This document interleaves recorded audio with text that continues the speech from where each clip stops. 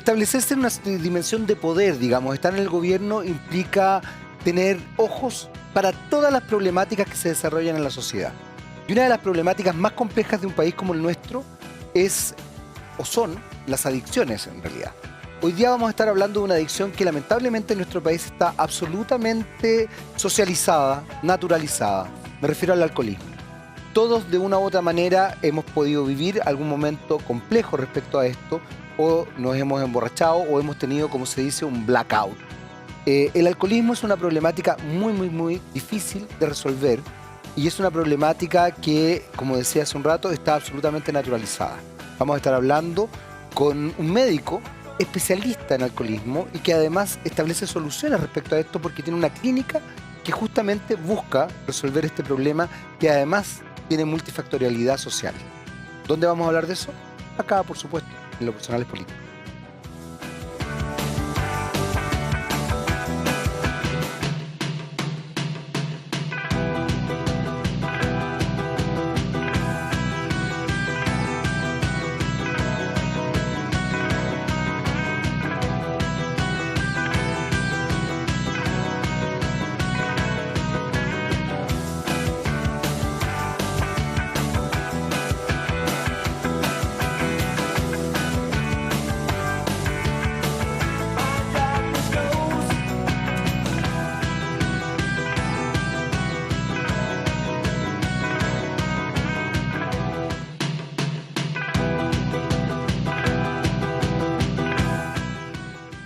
Hola, hola, ¿qué tal? ¿Cómo están? Ya estamos comenzando nuestro primer bloque de Lo Personal es Político. Hoy día vamos a hablar de un tema bastante relevante a nivel nacional, fundamentalmente porque la juventud, sobre todo en nuestro país, ha desarrollado una adicción preocupante hacia el alcoholismo y también, bueno, hacia otras drogas.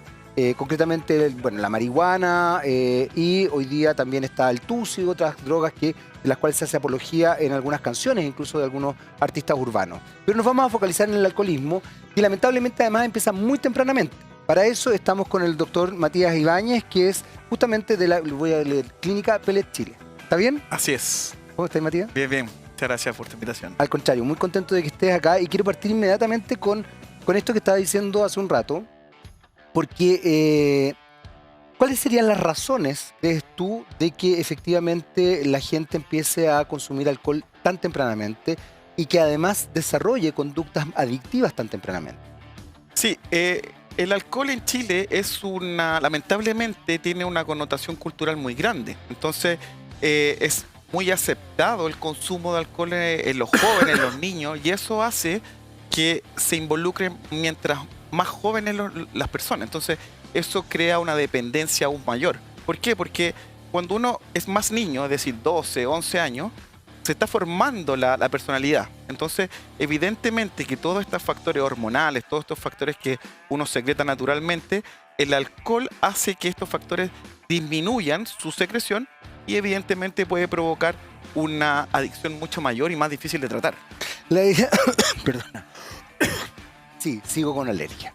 A ver, las estructuras de personalidad se conforman muy en la infancia y quizás el segundo gran paso en estructurar la personalidad es la adolescencia. Empezar a desarrollar algún tipo de adicción al tabaco, al alcohol o a otro tipo de drogas, evidentemente establece también una personalidad mucho más adictiva. ¿Los chilenos tendemos a tener una personalidad adictiva o no? Porque la sensación que uno tiene es que sí. Y lo digo muy superficialmente y muy frívolamente, porque es lo que uno ve, digamos. O sea, adicción a la compra, el hiperconsumo, la juerga. Somos un país depresivo y generalmente las depresiones se manifiestan también de manera muy maníaca. Y en ese sentido el alcohol puede ser un antidepresor, digamos, que te permite desinhibirte y vivir otro tipo de cosas, ¿no? Sí, o sea, claramente en nuestro país, por todo el contexto económico, capitalista que tenemos, neoliberal, eso hace que las personalidades que se forman son en ese contexto. Es decir, de mucha angustia, de mucha ansiedad, tratar de conseguir metas, generalmente son metas que muchas veces los pacientes son inalcanzables, se frustran, y ahí van y buscan consuelo, por decirlo así, en este caso en el alcohol, en la droga. El alcohol, como tú bien dices, el alcohol es un inhibidor de la vergüenza. O sea, yo consumo alcohol y muchas personas tienen más valor para enfrentarse a algunos tipos de situaciones. Y ese tipo de cosas hace que crear un tipo de adicción mucho mayor. Entonces, ¿qué quiere decir esto? Que nuestro sistema de sociedad provoca que este consumo sea tan excesivo. Ahora, si nosotros lo comparamos a nivel mundial, los grandes países capitalistas con un índice de desarrollo humano muy grande, por ejemplo, Lituania, todos los países eslovenos, Sí. hay un ejemplo claro que son países muy desarrollados con un sistema que es bastante capitalista, pero que más igualitario, pero paradójicamente tienen un consumo muy elevado de alcohol y podemos ver que también los índices de suicidio son muy altos. Lituania es un país ultra desarrollado con un índice de desarrollo humano muy alto, pero lamentablemente tiene los índices de suicidio más grandes del mundo. O sea, y Chile, si lo vemos a nivel latinoamericano, es el segundo país más consumidor después de Argentina. Y nótese que nosotros consumimos solamente los fines de semana. O sea, lo que el promedio de este estudio que se hizo de la OMS evalúa a los pacientes en los 7 días se consumía, pero el chileno consume viernes, sábado y domingo. Y esa proporcionalidad es lo mismo que consumen otros países en una semana. Entonces, esto habla un poco de que los pacientes buscan una salida, buscan una forma de poder sacar este estrés, sacar esta angustia, esta ansiedad. Y es por eso que es tan habitual el consumo de alcohol en la sociedad así. Hay algo que a mí siempre me ha llamado la atención, Matías, y es que efectivamente las adicciones no son vistas como un problema en tanto la persona se establezcan dimensiones funcionales, sobre todo en lo económico. O sea, ¿qué quiero decir con esto? Si tú tienes plata para pagarte tus copetes, tienes plata para pagarte tus drogas, tienes plata para vivir en una casa, tienes plata para mantenerte, da lo mismo que seas un adicto. Yo eso lo he visto mucho. Y por supuesto, también dentro de las sociedades como la nuestra, no se establece la mirada desde, extrañamente, esa persona que tiene plata para vivir bien, para pagarse sus drogas, sus copetes y no sé, todas sus necesidades económicas, es una persona disfuncional en lo afectivo, probablemente un mal padre, una mala madre, tiene problemas con las parejas, tiene problemas pero funciona en el trabajo. Esa mirada de la funcionalidad, además, de la funcionalidad efectiva desde lo economicista, también siento que daña, porque en definitiva yo puedo decir, oye, este gallo está bien, porque claro, porque en el fondo no me roba. Cuando yo prendo las alertas, si es que el día de mañana una persona me roba para consumir o efectivamente deja de trabajar para consumir, pero no veo toda la parte psicoemocional como problemático cuando generalmente ahí es donde se radica el problema. Así es. Claramente esa percepción de la adicción es netamente cultural. O sea, lamentablemente la gran mayoría de los pacientes piensan así. Yo trabajo toda la semana, me merezco un trago, me merezco una droga, me merezco infinidad de cosas. Y no pierden el trabajo. Generalmente los pacientes, nosotros tenemos un estudio de aproximadamente 5.000 pacientes que estamos estudiando todavía, en donde estos pacientes, la gran mayoría son funcionales. O sea, son adictos, poliadictos funcionales. O sea, no pierden el trabajo, no consumen el trabajo, pero llegan a su hogar y consumen. Ahora, eso claramente afecta aún más la calidad de vida de los pacientes, porque el alcohol es una droga que causa dependencia. Al principio todo bien, lo pasamos bien, nos divertimos, pero cuando uno se mete en la adicción es muy difícil salir. Nosotros tenemos un paciente X, dueños de una empresa grande chilena, y el paciente todo bien, lo que pasa es que se empezó a meter en el alcohol, por la angustia que esto conllevaba de su gran empresa, su estrés. El paciente perdió todo. Y esto fue un punto de partida porque la familia ya no lo aguantaba. Entonces, ¿qué nos dice esto? Nosotros podemos ser funcionales a nivel laboral, pero a nivel, como dices tú, psicosocial, es un desastre. Porque el alcohol, como uno provoca una amnesia post-consumo, muchas veces estos pacientes dejan la escoba cuando consuman. Entonces, es ahí. Entonces, el llamado de atención a las familias es darse cuenta de esto y hablarlo. O sea, eso yo creo que una de las cosas más difíciles en estos momentos es que uno como familiar acepte que un familiar tiene problemas con el alcohol. La coadicción, que es una temática bien compleja, ya que tú tocas el tema de la familia, Matías, es una dimensión bien difícil también de asumir por parte de la familia. Muchas veces la familia estructura su situación social y toda la dimensión emocional de la familia en función de la coadicción. Y esa coadicción implica que quiero que mi familiar se sane, pero tampoco quiero que se sane. Claro. Es bien chueca la cosa. Lo que pasa es que es bien inconsciente también. O sea, probablemente tú le dices a una persona, oiga, pero usted en realidad está haciendo todo para que esta persona siga en la adicción. La persona te va a decir, no, ¿cómo se le ocurre? Hace todo. O, por ejemplo, también yo lo he escuchado muchas veces de personas que dicen que la persona trabaje, como que esa es la forma de evadir o establecer otra dimensión. Nuevamente lo funcional desde el punto de vista economicista y laboral, y no lo funcional desde el punto de vista psicoemocional, psicosocial. ¿Qué pasa ahí? Porque tú mencionas algo, Matías, que es súper importante, que es la parte cultural. Y mientras nosotros sigamos también en esta lógica cultural donde ensalcemos este tipo de cosas y ensalcemos este tipo de conductas, porque también las ensalzamos. O sea, ensalzamos al gallo más desinhibido, ensalzamos al tipo copeteado, nos reímos incluso, muchas veces hasta lo aplaudimos. Y es más, cuestionamos a la persona que no toma. A mí me ha pasado estar en situaciones sociales donde una persona que no toma, genuinamente no le gusta tomar, no toma nada, inmediatamente la situación es como, pero ¿cómo no vas a tomar? Pero, ay, pero no es lo mismo comerse una carnecita sin una copa de esto, no sé qué, pero de verdad no tomas, pero ¿por qué no tomas? ¿Pero tienes algún problema? O sea, inmediatamente se establece esta dimensión. ¿Qué es lo que pasa desde el punto de vista cultural? Porque me imagino que ahí hay un trabajo multidisciplinar que se tiene que desarrollar para que se entiendan este tipo de cosas, pero también hay un trabajo mediático. Nuevamente, yo vivo haciendo mea culpa en este programa, donde efectivamente nosotros también establecemos una dimensión de que esto es lo choro. Nosotros aplaudimos la disfuncionalidad muchísimo como comunicadores. Lo que pasa es que, como tú decías, culturalmente está muy aceptado el alcohol. O sea, la gente que no toma muchas veces se aísla. Nosotros tenemos pacientes que consumen a diario, todos los fines de semana, y su círculo de amigos gira en torno a eso. Entonces, claramente, cuando nosotros les ponemos un pellet o le hacemos un tratamiento con psiquiatra, con psicólogos, con fármacos, con terapeutas, infinidad de tratamientos, el paciente se aísla. Y ese es uno de los problemas, que por eso los pacientes recaen, porque su sociedad en sí le incita a este consumo. Es por eso que es tan importante cuando uno trata a un paciente con una adicción, no es aislarlo del sistema, es incluirlo en el sistema, pero creando barreras. Eso es lo más importante. No ganamos nada provocando aislarlo, sacarlo de este sistema, y después va a costar mucho por integrarlo.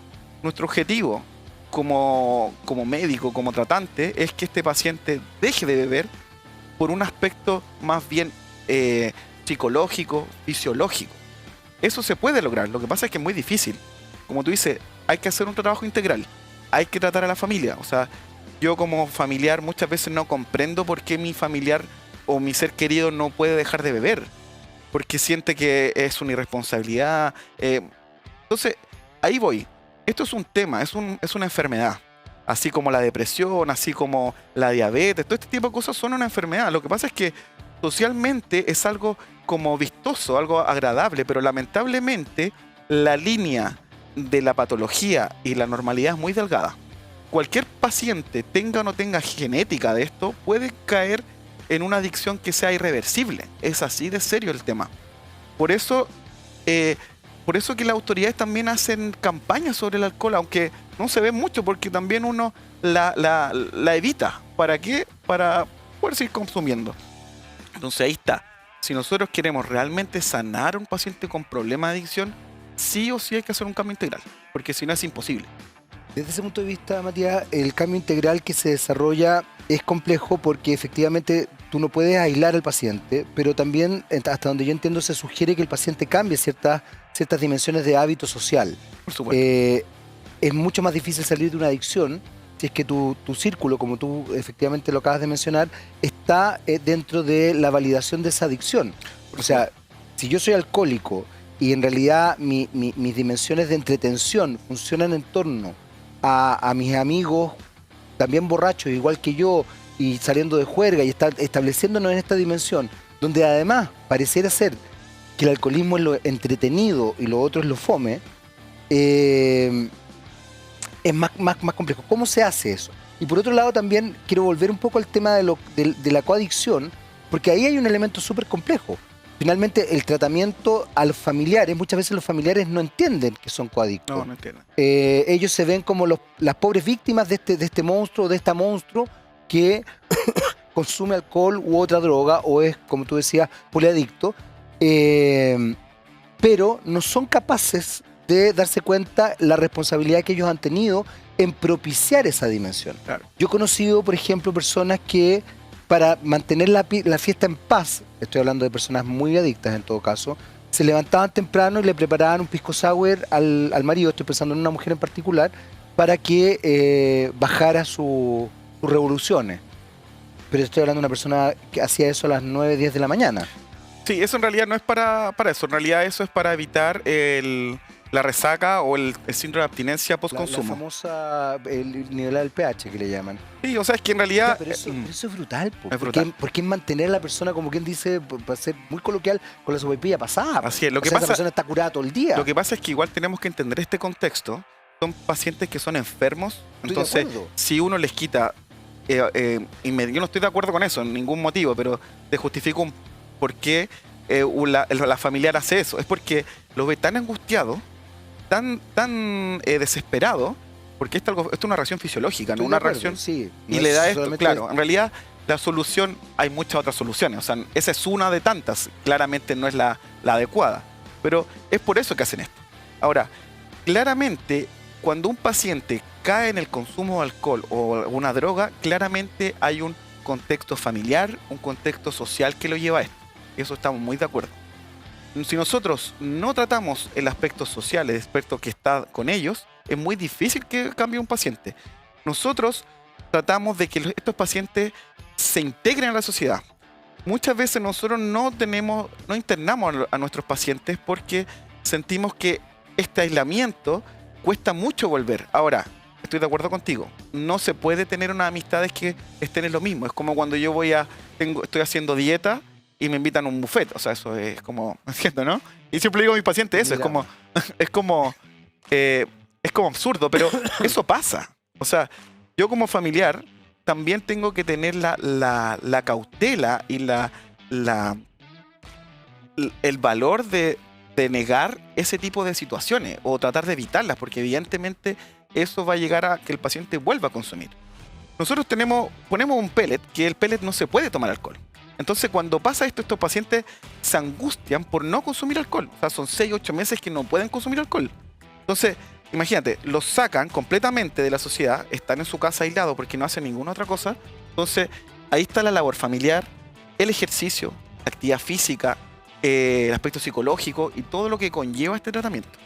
Hay una cosa que a mí siempre me ha llamado la atención, y es que en general los tratamientos de adicción tienen ribetes desde el punto de vista psicológico, psiquiátrico, están muy vinculados a elementos conductuales, cosa que me parece bien, pero también lo conductual no ve necesariamente la causa del por qué una persona llega a desarrollar cierta conducta adictiva. Tú mencionabas elementos genéticos, me interesa que también veamos eso, porque efectivamente creo que cuando uno tiene familiares que han sido alcohólicos, probablemente el tema es más delicado, o han tenido otro tipo de adicciones, digamos.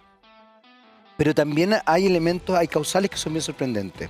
Me ha tocado leer casos de, por ejemplo, en general, pacientes que tienen trastornos alimenticios, solamente para ponerlo como ejemplo, generalmente mujeres con trastornos alimenticios han sido mujeres que de alguna u otra manera han sufrido algún tipo de abuso sexual en la infancia o la adolescencia.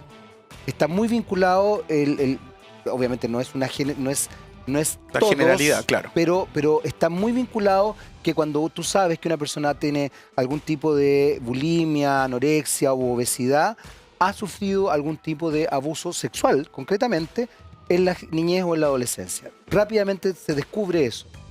Probablemente quizás inconsciente, negado, lo que tú quieras, bloqueado, pero pasa eso. En estos otros casos pasan situaciones similares porque también hay una cosa que es muy patente con las adicciones, y es que te anestesian. O sea, también te permiten tolerar la vida, por así decirlo. ¿Ahí qué ocurre? Porque ahí hay una cuestión jodida, creo yo. Sí, son varios temas muy importantes en esto. Generalmente los pacientes que llegan a consumir de forma extrema o excesivo alcohol o drogas, generalmente tienen traumas, quizás similar a lo que tú me mencionas, pero generalmente van asociados a cuadros depresivos. O sea, un paciente con depresión y consumidor de alcohol generalmente pueda provocar que tenga un consumo extremadamente patológico. Ahora, también hay casos muy, muy puntuales. Por ejemplo, esto pasa mucho con algunas pacientes nuestras que llegan de su trabajo, se toman una copa de vino para relajarse y se duermen. Y esto lo hacen todos los días. Entonces llegan a casa, se toman una copa de vino. Después, al otro mes, se toman 2 copas de vino, porque ya el efecto, como que era una especie de tolerancia al alcohol, se toman 2 copas de vino. Y así sucesivamente, y después se terminan tomando la botella entera. Y no tienen ninguna afectación depresiva, ni nada de este tipo de cosas. Entonces, ahí el tema. O sea, tenemos que tener cuidado porque podemos llegar a ese tipo de situaciones que ya en ese paciente, si uno no le quita la botella, no puede dormir. Entonces, así de complejo es la situación. Entonces, ahora, cuando el paciente tiene un factor genético, es decir, padre, madre, abuelos, ahí puede ser hasta bisabuelos, pero esa es la carga genética que llevan, tiene más riesgo de ser un consumidor patológico de alcohol. No todos, pero la gran mayoría, sobre el 70-60%, tiene un indicio y se va a saber que va a consumir alcohol. Tenemos que hacer una breve pausa. Quiero que después, en el próximo bloque nos metamos más también en saber cómo funciona el pellet y qué es lo que significa realmente ser alcohólico. O sea, cuáles son los márgenes, ¿ya? Vamos a hacer una breve pausa, volvemos inmediatamente con más de lo personal es político. Vamos y volvemos. Voy a hacer una talla muy mala y de pésimo gusto, así que no la voy a... Me quedo callado. Vamos y volvemos. No se alejen de la pantalla de TVX.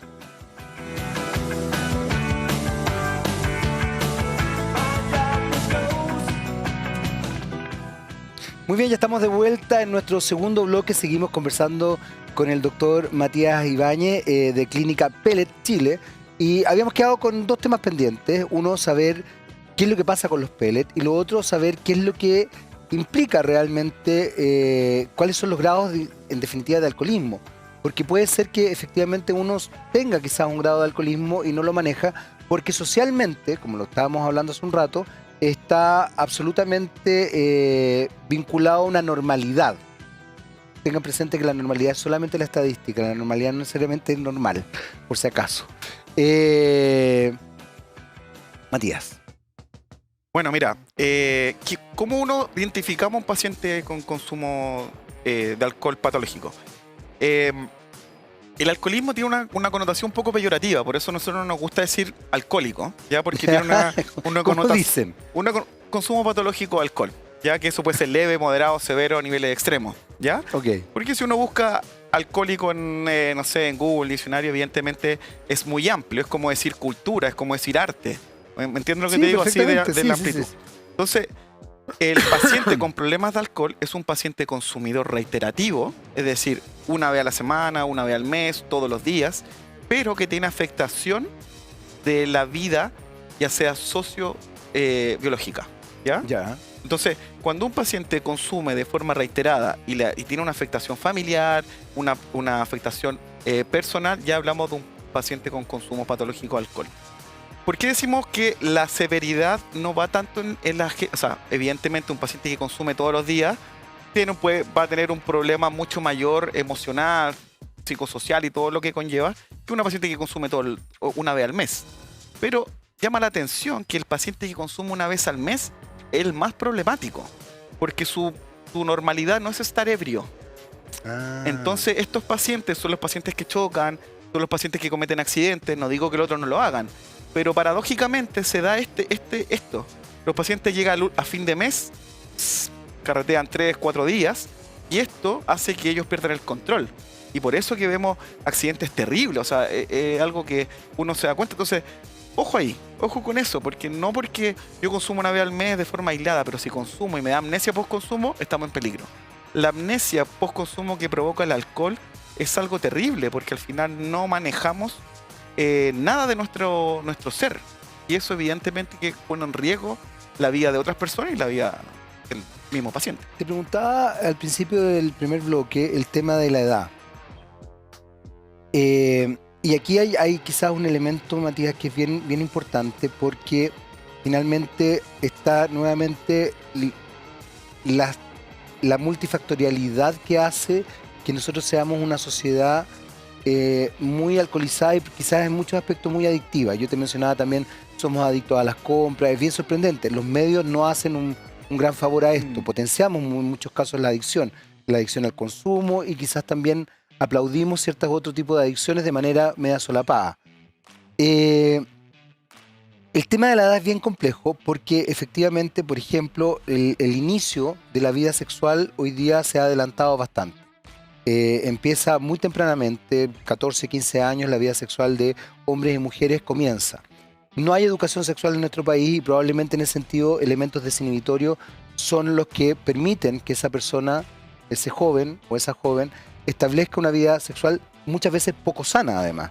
O sea, en vez de tener una sexualidad sana, más allá de empezarla tempranamente, hace una sexualidad insana y probablemente con disfunciones a largo y mediano plazo. El alcohol genera disfunciones eréctiles, genera otro tipo de cosas complejas, bueno, en general las drogas.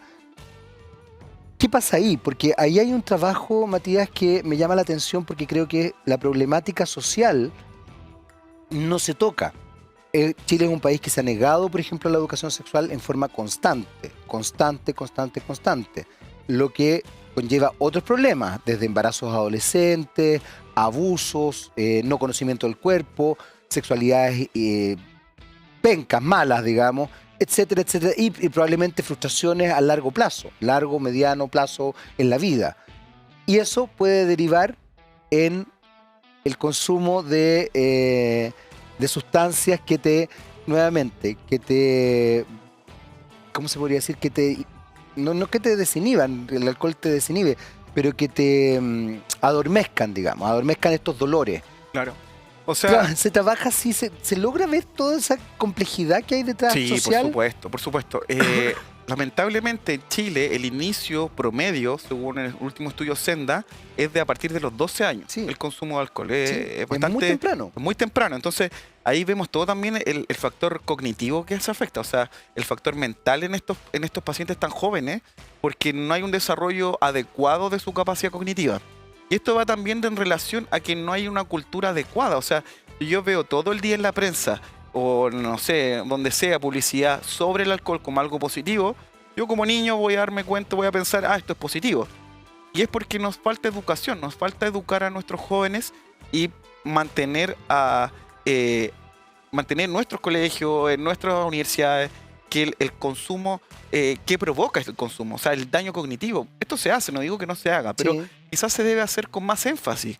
¿Por qué? Porque si no va a provocar que estos mismos pacientes después en un futuro no se desarrollen adecuadamente cognitivamente, tengan problemas como los que tú me dices, y todo esto vayan a recurrir al alcohol o a la droga. A eso voy. Terminas generándose un círculo vicioso muy brutal. Y la misma frustración causa depresión. La depresión busca alcohol para poderme quitar la depresión. Exactamente, y está ahí. Y un círculo vicioso. Y eso es muy común, eso se ve a diario. O sea, el paciente con consumo de alcohol problemático es un paciente con depresión. O sea, no es casi imposible sacar el alcoholismo o el consumo de drogas porque uno le viene el bajón. O sea, por eso que cuando un paciente tiene consumo de alcohol viene la depresión. El paciente toma para quitarse esa depresión por un momento, pero lamentablemente se provoca el efecto que es circular. Es decir, yo tomo, se me quita la depresión, se me quita el efecto del alcohol, me vuelve la depresión y así sucesivamente. Y eso es un círculo. En ese sentido, Matías, y corrígeme si estoy equivocado porque es lo que uno intuye, hay drogas que son depresoras y hay drogas que por el contrario son, no sé cómo se llamará, pero maníacas, digamos, que te fomentan la manía, son estimulantes, gracias. Que si la cocaína es un estimulante. El alcohol yo me imaginaba que era más bien depresor. Sí, lo que pasa es la marihuana es depresora, en general. ¿Qué pasa ahí? Lo que pasa es que se afectan distintos canales neuronales. O sea, en un momento el alcohol pasa por un periodo de euforia, sí, que es cuando el paciente toma las primeras copas y le da muchas ganas de consumir alcohol en ese mismo momento. ya que tiene una... La clásica calentura de hocico que le llaman. Así, a mí me gusta mucho decirlo así No, porque es una pero connotación... es lo que Así se establece. un poco banal, pero así se da a conocer culturalmente. Sí, popularmente. Eso, ahí uno se da cuenta que hay un periodo de euforia. Luego de esto, el alcohol tiene un periodo ascendente, después meseta y después baja. Y eso, por eso que el paciente cuando está ebrio le da pena o llora, porque pasa por un periodo Tienes razón. de bajón, sí, es así. Entonces, ese paciente después sube, después llega el periodo meseta y después baja la depresión. Y así sucesivamente. Y eso siempre es así.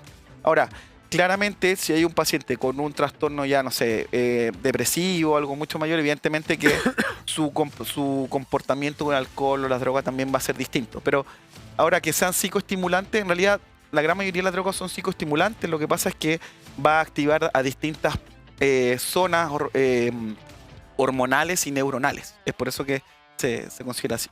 Hay un término que quizás mucha gente no lo tiene tan integrado, pero sería bueno integrarlo, porque en definitiva las adicciones tienden a no ir solas. Y tú hablabas de la poliadicción. Efectivamente, se establecen ciertas dimensiones de poliadicción muy fuertes. Una persona alcohólica puede tender a consumir otro tipo de drogas y viceversa. Y por eso también uno habla de escaladas muchas veces de la droga. No me gusta tampoco satanizar ciertas cosas, pero sí creo que uno tiene que tener conciencia respecto a las drogas. ¿Te parece que las políticas públicas hoy día están focalizándose de manera correcta respecto al uso de la droga? Sobre todo porque, por ejemplo, hay toda una discusión respecto a la legalización de la marihuana. Yo voy a ser muy honesto, a mí me parece que sería importante legalizarla, pero fundamentalmente está estableciéndose en la dimensión del tráfico, que creo que también daña muchísimo. Pero creo que uno tiene que educar, así como uno trata de educar con respecto al alcohol, educar con respecto a la marihuana, porque la marihuana, más allá de lo que diga Joaquín Sabina de la hierbita de Dios, es una droga. Como el tabaco también lo es, Así ojo. es. Entonces, creo que uno tiene que saber en qué se está metiendo. Yo creo que uno no tiene que idealizar ni... ¿Qué pasa con las políticas públicas respecto a eso? Las políticas públicas, o sea, esto es un problema muy grande, no solo en Chile, sino que a nivel mundial. Sí, claro. O sea, las políticas están enfocadas a prevenir accidentes de tránsito por consumo, pero no educar sobre qué cantidad consumir. Entonces, evidentemente que yo creo que hay que mejorarlas de todas maneras. Pero eso es día a día. O sea, yo creo que eso es un proceso que de a poco se va a ir dimensionando hasta que se encuentre el factor desencadenante de todos estos males. Ahora, claramente hay drogas que son muy distintas a otras. O sea, la marihuana en comparación con el alcohol o la cocaína, evidentemente que tienen efectos mucho más distintos, porque el alcohol y la cocaína, el tusi, la pasta base y todas estas drogas hacen un cambio de comportamiento bastante complejo en los pacientes, a diferencia de la marihuana. ¿No es que ¿Están así? están así, sí. ¿Sí? Sí. Pero todas estas drogas, yo diría que la única que no ataca al sistema nervioso central es el tabaco. O sea, también lo ataca. ¿Lo ataca? Sí, también lo ¿En ataca. serio? Sí, también lo ataca. También provoca... Que Sí, o sea, activa unos receptores que se llaman receptores GABA que bajan la ansiedad de los pacientes. Tienes toda la razón. De hecho, hay gente que consume tabaco justamente para bajar la ansiedad. De hecho, en los centros psiquiátricos y todo se dejan los pacientes fumar por lo mismo, porque hace que los pacientes tengan una calma, entre comillas. Pero las otras atacan el sistema nervioso central. Todas llegan al sistema nervioso central. Todas las drogas sí. Ahora de tabaco para allá. Todas. Lo que pasa es que afecta a distintos niveles y provoca tipos de dependencia distintas. El alcohol provoca una dependencia psicológica y una fisiológica, por eso es tan complejo. Igual que, no como la cocaína, que la cocaína provoca una abstinencia psicológica, pero no fisiológica. Entonces, ahí nos damos cuenta de la severidad. Sí, es complejo. Por eso yo, cuando el paciente que consume alcohol de forma excesiva, yo no quiero decir que sea una droga mejor que otra, que no se piense. Espero que nadie entienda esa. Sí, pero siempre lo aclaro por lo mismo. Sí. Pero es importante darse cuenta de que si tenemos una droga que provoca una abstinencia psicológica y fisiológica, realmente es algo serio. O sea, ¿cómo nos damos cuenta de esto? O sea, yo como consumidor de alcohol, entre comillas, consumo alcohol y quiero dejar el alcohol, yo lo puedo dejar, me voy a sentir mal, pero me va a dar un síndrome de abstinencia, que son los temblores, hay trastornos cognitivos severos con el alcohol, con la cocaína, o sea, perdón, con la pasta base, con la heroína, son más complejas, pero a lo que voy es que este tipo de drogas causa este tipo de dependencia y por eso que es tan difícil salir, por eso no es llegar ni salir. Y otra cosa, perdona que te interrumpa. No, por favor. Hay otra cosa que es lo que tú me decías, siempre hay algo asociado. Es muy raro el paciente consumidor de cocaína solo. O sea, nosotros La tenemos... poliadicción se da más Se da. habitualmente. Se da. ¿Por qué? Por lo que yo te explicaba, que está la curva ascendente del efecto, después de la maceta y después baja este efecto. ¿Y qué hace la cocaína? Sube y los pacientes nuevamente se encuentran en la fase de ascendente. Entonces, es por eso que hay una relación entre la cocaína y el alcohol. Entonces, ahí nos podemos dar cuenta de que el alcohol no solamente afecta a nivel solamente por el alcohol, sino que también muchas veces hay drogas asociadas para no sentirse mal, para evitar esta abstinencia, ¿entiendes? ¿No? Entonces, ahí el tema que es serio. Bueno. Hay algo que acabas de mencionar que me parece súper relevante y súper interesante. De alguna manera, cuando yo establezco una dependencia psicológica con una sustancia, puede generarse una cosa muy compleja porque efectivamente hay estructurado personalidad, me imagino, en función de esa sustancia. Eso ocurre, por ejemplo, con la cocaína. Yo no sabía que la cocaína no tenía tanta dependencia fisiológica, pero sí yo me he dado cuenta, lamentablemente he conocido gente que es adicta a la cocaína y que efectivamente ha estructurado su personalidad en esta cosa más allá de estar como apretado y toda la como caricatura que uno podría tener, pero sí la cosa como vehemente, súper violenta, dueños del mundo. Es muy característico eso de un consumidor de cocaína. Pero también me he dado cuenta que es mucho más difícil, y aquí vuelvo a decir lo mismo que decíamos hace un rato, nadie está diciendo que una droga sea mejor o peor que otra, por si acaso, pero es mucho más difícil resolver la dependencia psicológica, me he dado cuenta. Lo otro es de alguna manera manejable. Farmacológica, claro. Farmacológica, sí, pues, los fármacos es fundamental, pero lo psicológico es muy complejo porque ha estructurado personalidad.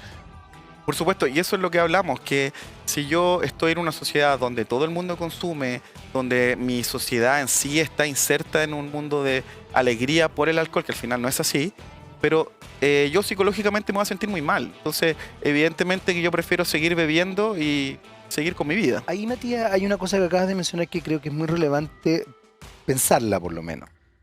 Chile es una de las sociedades más depresivas y en general un rasgo de la depresión es la manía. La gente tiende a pensar que el depresivo solamente es el que está en su casa como acostado. Y muchas veces el depresivo puede ser el que está todo el día de fiesta, justamente evadiendo. O sea, la manía es un rasgo depresivo. Y Chile además es muy maníaco.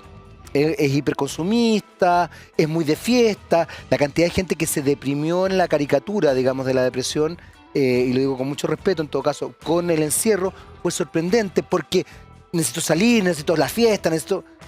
¿Qué pasa con eso cuando tienes una sociedad, y por eso me agarro a lo que acabas de decir, tienes una sociedad que funciona en esa lógica? Claramente es un problema para nosotros como profesionales. Sí, claro. Es difícil poder dar a entender a los pacientes que la vida no gira en torno a eso, porque luchamos con toda una cultura etílica. Entonces, evidentemente que nosotros estamos atados de manos a eso, pero por eso tenemos que educar a los pacientes. No sacamos nada con poner un pellet o llevarlo al mejor psicólogo, al mejor psiquiatra, porque no vamos a tener muy buenos resultados si el paciente realmente no conoce su patología. Y ahí va todo de la mano. O sea, la educación en pacientes con problemas de adicción es muy importante. Lo que pasa es que uno trata de educarlo cuando ya están metidos en la droga.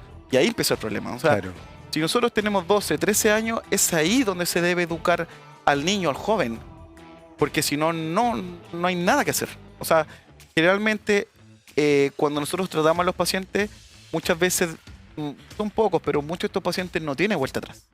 Y ahí el problema. Entonces, si nosotros no lo integramos en una sociedad que se dé cuenta de que el consumo de alcohol es maligno, es malo para la vida, lamentablemente no va a poder salir adelante. Ahí nuevamente las políticas públicas son muy importantes y me preocupa porque finalmente se establecen dimensiones de causa desde el Senado, incluso desde la Cámara, instancias que parecen ser como estandartes personales, más que pensar en cómo se estructura la sociedad. Yo te mencionaba hace un rato, yo estoy de acuerdo con la legalización de la marihuana, pero con miles de elementos que establezcan el porqué. Pensaba, por ejemplo, lo que ocurrió durante la depresión en Estados Unidos cuando estuvo la ley seca. La ley seca finalmente lo que potenció fue una mafia del alcohol y potenció el consumo. Por eso es que me parece que es importante cierta legalización de ciertas drogas, pero entendiendo y educando. Nuestra sociedad no está educando respecto a eso. No está educando. Ese es el problema. Entonces, a la hora de hablar de una legalización de una droga, claramente va a pasar un periodo un poco más largo de tiempo en donde la sociedad debe saber lo que es la droga, saber lo que es la marihuana, saber lo que es la cocaína, saber lo que es el alcohol, el daño que puede provocar esto. Entonces, frente a eso, ahí recién podemos hacer políticas reales sobre la legalización de una droga. O sea, yo esté o no esté de acuerdo con eso, lo más importante en esto es que la sociedad debe estar educada, porque si no está educada, lamentablemente... No, perdís todo. No, perdón. ¿Tú trabajas, te ha tocado trabajar con gobierno, con algún diputado, con algún honorable? Sí, o sea, nosotros, pacientes nuestros... No. ¿Se has podido trabajar justamente por el tema de las políticas públicas? O a nivel mediático, ¿has visto que hay una recepción distinta respecto a un tema que además yo creo que es mucho más masivo de lo que la gente cree? Sí, lo que pasa es que lamentablemente este aspecto es muy burocrático para los pacientes. Entonces, de repente, nosotros hacemos una especie de convenio con algunas municipalidades que traen a sus pacientes, nosotros los ayudamos, le hacemos una terapia, pero después los perdemos. Entonces, muchas veces, claro, también se entiende porque son tantas las personas, tantos los pacientes que necesitan ayuda, que lamentablemente la municipalidad por recursos, por una infinidad de cosas, elige a 4 o 5 y eso evidentemente que no logra hacer un cambio. No logra hacer un cambio. O sea, yo creo que sí es un proceso. Yo creo que vamos creciendo como sociedad frente a esto.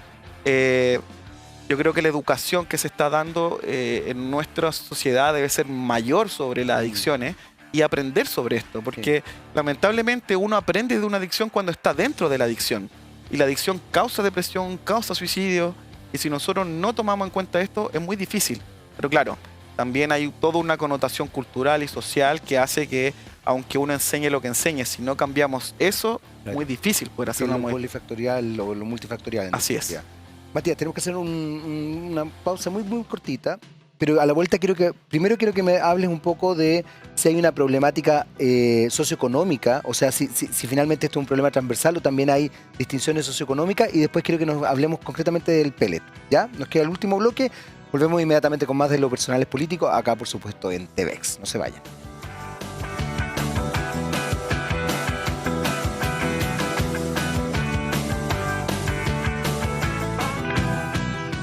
Muy bien, ya estamos de vuelta aquí en Lo Personal es Político. Seguimos conversando con Matías Ibáñez, él es de la clínica Pellet Chile, y estamos hablando justamente de adicciones, concretamente de alcoholismo.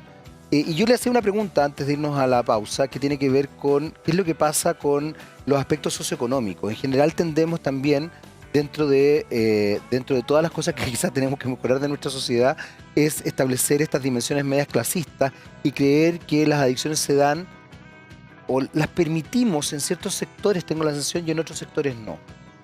¿Es transversal, no es transversal? Efectivamente se dan en ciertos sectores. ¿Hay distinciones de adicciones dependiendo del sector socioeconómico en nuestro país? Como ya hemos hablado mucho hace un ratito sobre la cultura sobre el alcohol, en Chile lamentablemente no hay clase social. O sea, podemos decir que el rico como el pobre, la clase media, consume igual y tiene los mismos problemas. Seguro. Y no importa si es profesión, no importa oficio. Lamentablemente el alcohol afecta en Chile a la misma tipo de persona. O sea, ya sea rico, pobre, lo que sea. Ahora, también se cree que la mujer consume menos alcohol que el hombre. Eso también es un mito. Lamentablemente la mujer, aproximadamente en un último estudio, consume 48% mujeres, 52% hombres. Entonces ahí podemos ver que... Similar, sí, y en nuestra clínica también se ve. O sea, lamentablemente la mujer que consume tiene muchos más problemas porque generalmente tiene problemas familiares, se separa del marido y queda con su hijo, porque al final muchas veces son ellas las que se hacen cargo de su hijo, y ahí también hay todo problemas de género, claro, y también hay un daño psicológico, emocional al ver a la madre en estado de ebriedad o al padre en estado de ebriedad. Entonces claramente hay una afectación. No existe una clase social predominante en el consumo de alcohol. Evidentemente que hay un consumo de alcohol o de algunas drogas en específico que se consumen más en los platos élite o en claro, los sectores más vulnerables. Pero en general el alcohol es totalmente transversal. O sea, qué interesante lo que estás planteando del sesgo de género. Nos queda tan poco tiempo que te prometo que no quiero perderme cosas, pero efectivamente además yo tengo la sensación de que la adicción en la mujer, que yo creo que es un elemento cultural, se condena mucho más fuertemente que la adicción en el hombre. claro. Que se permite más el hombre adicción al hombre, alcohólico sí. o el hombre incluso adictivo, con algún tipo de adicción, que la mujer. Y por otro lado, es muy loco porque a la mujer se le exigen ciertos elementos desinhibitorios que muchas veces la obligan sumado también a lo que yo te decía hace un rato, yo conocía casos más en trastornos alimenticios, pero probablemente se dan ciertas instancias de abuso donde la mujer está mucho más permeable, lamentablemente, a ese tipo de cosas que la pueden llevar a adicciones. Entonces es interesante el sesgo de género ahí. No quiero dejar de preguntarte el tema de qué es lo que pasa con el pellet. ¿Cómo trabajan ustedes desde la clínica el tema de los pellets? Mira, el pellet es un fármaco que se llama disulfiram, que es un fármaco antiguo que generalmente se descubrió aproximadamente el año 70, 74, están los primeros estudios. Y este es un fármaco que lo que hace inhibe una enzima que tenemos en el hígado, por lo cual el alcohol que uno toma no lo puede procesar y eso provoca una reacción tóxica, ¿ya? Que lo vomito.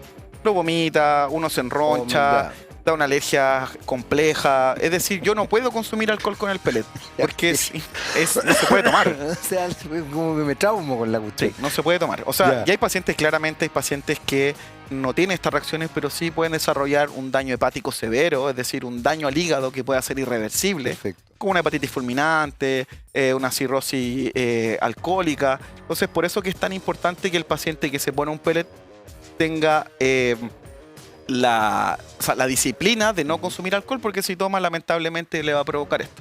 Igual, y ahí están los elementos multifactoriales con los que usted trabaja, me imagino, en la clínica. Por supuesto, claro. Nosotros generalmente hacemos una evaluación médica previa al pellet, donde le pedimos exámenes de laboratorio a los pacientes, donde evaluamos su hígado, su riñón, su estado en general, y tiene una evaluación psicológica también, que la gran mayoría de los pacientes lo toma, en donde se evalúa si el paciente puede o no puede ponerse un pellet, ¿ya? El pellet es una incisión chiquitita de 2 a 3 milímetros, generalmente va a la región lateral o anterior del abdomen, y son 20, son como pastillitas de arroz, así es el pellet.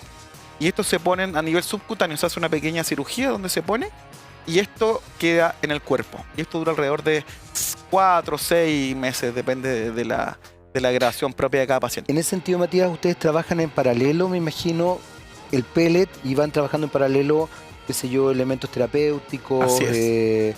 Y otras cosas que probablemente hayan provocado la adicción. No sé, tú hablabas, por ejemplo, si un paciente ya está en un grado más bien cirrótico, probablemente la cosa es más compleja, ¿no? Sí, lo que pasa es que, claro, si un paciente tiene un daño hepático crónico, una cirrosis, un hepatocarcinoma, claramente no siempre se puede poner el pellet. O sea, porque si ese paciente consume alcohol con el pellet, que puede pasar, o sea, la gran mayoría de los pacientes consumen con el pellet, ¿sí? Es un problema. Sí, lo que pero hace un rato. Claro, después no puede consumir porque se frena por todos los efectos adversos que el medicamento conlleva. Pero en ellos no muchas veces se puede poner porque el riesgo es muy alto. O sea, yo como profesional no podemos exponer a los pacientes a que les pase algo con el fármaco. O sea, nuestro objetivo es que el paciente esté 4 a 6 meses sin consumir alcohol. Y esto, ahí tratar de hacer todo lo que uno pueda para que cree un hábito. Perfecto. Que eso es lo más difícil. ¿Qué es lo que yo te decía? Por eso es que las terapias son más bien conductuales. Tal cual.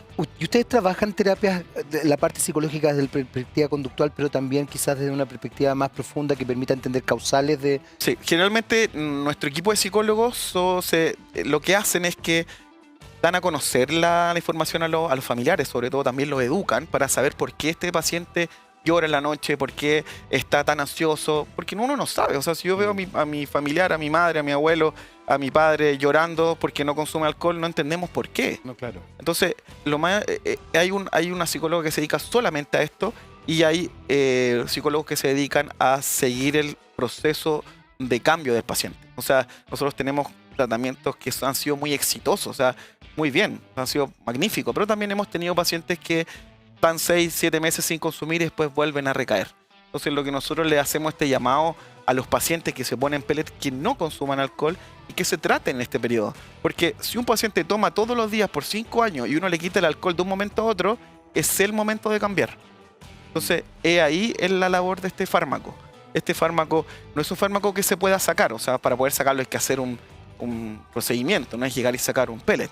Entonces, cuando uno se pone un pellet es una responsabilidad ya sea de los familiares, de sus amigos. ¿Por qué? Porque yo no tengo que aislar a lo que hacen No, por muchos. lo que me decías tú. No tengo que aislarlo. Muchos amigos reales, o sea, comparten, pero con él no lo aíslan, sino que lo integran. Y al principio es un tema el no consumir alcohol, pero cuando uno va a un lugar y dice que no consume alcohol, no es tema. O sea, eso al principio Se es así. respeta, digamos. Se respeta.